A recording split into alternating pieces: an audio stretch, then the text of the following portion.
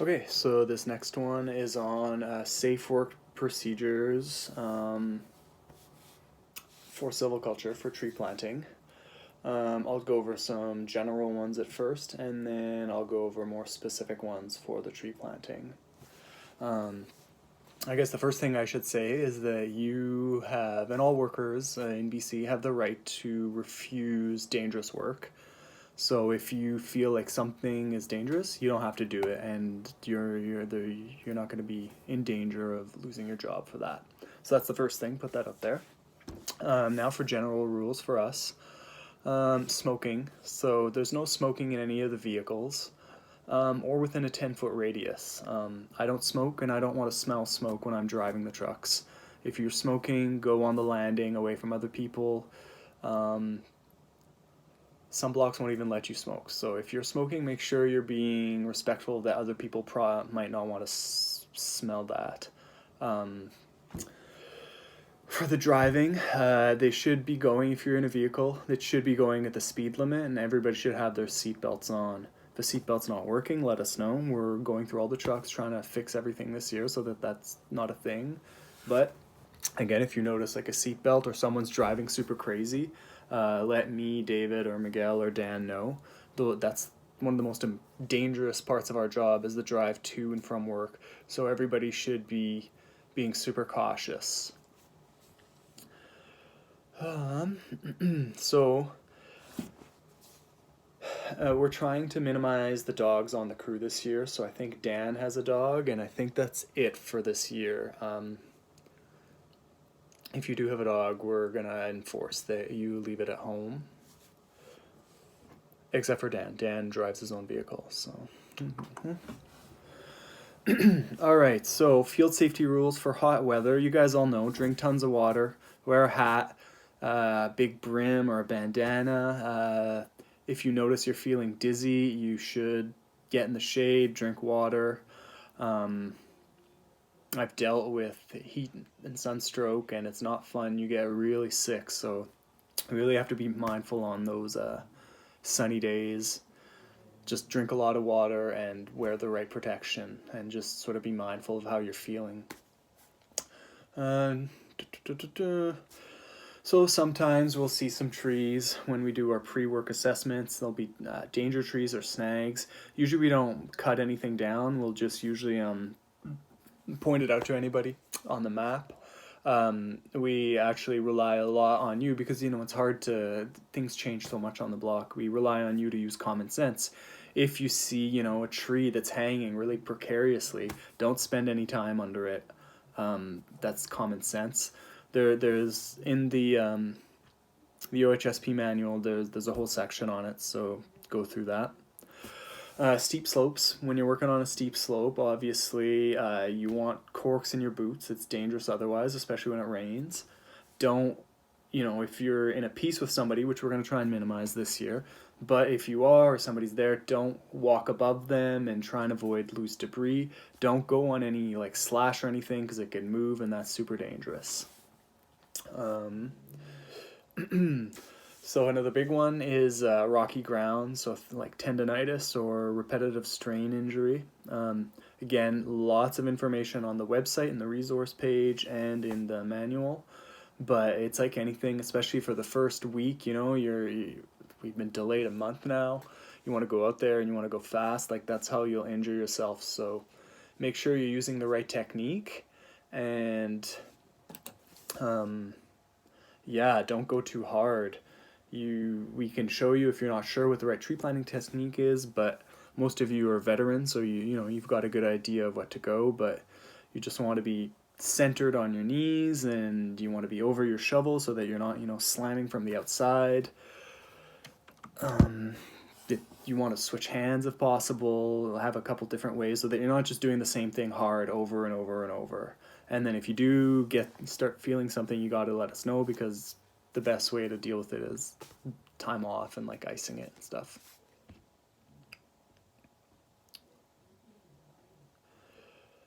So I won't talk too much about wildlife and bears. There's a bear aware video on the resource page on the website, so you should go watch that video. It's the same video they show you when you take the course of bear aware. You know, when you see a bear, respect it. It's dangerous. Take yourself out of the situation. Um, yeah, just go through the manual. You all know if it's a black bear, you know, and it attacks you, they say fight back, and if it's a grizzly, play dead. But it's basically, if you notice a bear, take yourself out of the situation as much as possible. Don't make any big movements.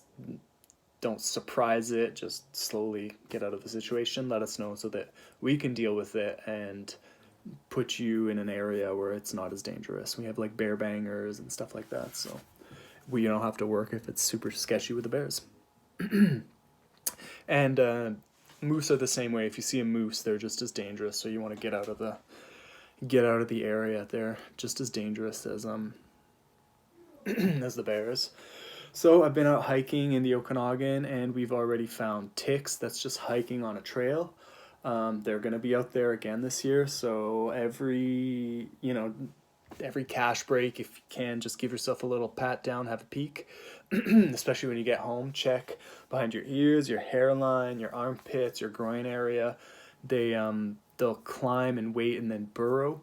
If you do find a tick burrowed in somewhere in your body, there's videos on the page on how to safely remove it, or let one of the supervisors or first aid attendants know. The first aid attendants, by the way, are myself, Miguel, Dan, and Sam. There are other people with the first aid tickets, but we're the official first aid attendants. When you remove the tick, make sure to keep it, because there are so many diseases that go in ticks, like Lyme disease or Rocky Mountain spotted fever. If you have more questions, I can go more into it, but read the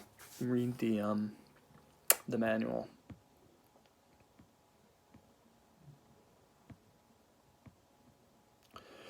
So for Wimmis, I mean, we're really not dealing with many substances where we need Wimmis.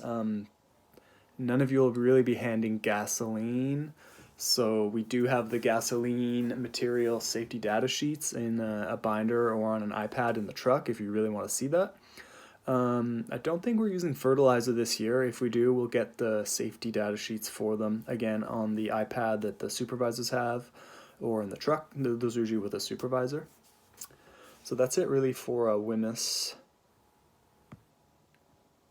And if you want, like in the manual, it explains how all the labels work and stuff like that. Alright, then lightning, if there's crazy lightning, we'll usually call off the day and make everybody go wait in the trucks. You don't want to, have your shovel in the air. You want to find like a depression. Don't hang around next to trees. You guys all know that. Earthquakes, I mean, that's pretty rare. If it's super windy, so usually, when the tree starts really swaying, it's a wind, say above 40 kilometers an hour. There's picking up branches off the ground. We ask that you don't work in the tree line. Stay a tree and a half away from the tree lines. It's not worth it. The trees are falling. So that is that. What else now? Working alone. So I think that'll be rare, working alone. And if we do put you in a situation, where you're by yourself and far away from everybody, we try and check on you at least once every 2 hours. Someone comes to just take a plot or say hi, make sure you're alive. So that's how we deal with that. If you're really far away, we'll give you a radio so that you can contact the supervisors. That's how we deal with that. So our emergency response procedures, that will be, it's the same thing. Everybody should have a whistle before they get to work. And so what happens is there's usually a radio in the truck, you have your whistle, and there's if you get hurt, blow your whistle if you can't make it to the truck. If you hear a whistle, figure out what's going on, put your shit down, go find the person. Go down to a truck, grab the radio, get the first aid attendant or the supervisor, honk the horn so that people stop and come help, and we'll take it from there. It's really basic and simple, but it's basically like get someone's attention, and the first aid attendant will direct you once they're there. We'll try and do a drill, in the first couple days just to go through a scenario.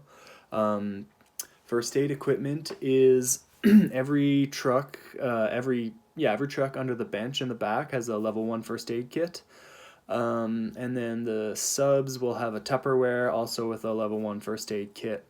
Usually the subs will have they'll be like the emergency transport vehicle with the basket and all of that.